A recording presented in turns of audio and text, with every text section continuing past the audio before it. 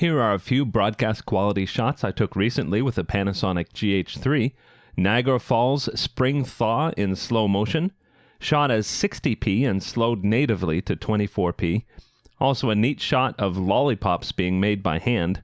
For stock footage like this and much more, please visit pond5.com/artist/GrayJones. You can follow me on Twitter @GrayJones, and don't forget to subscribe to this channel, youtube.com/GrahamAJones. If you enjoyed this video, check out my channel for much more. Thanks a lot.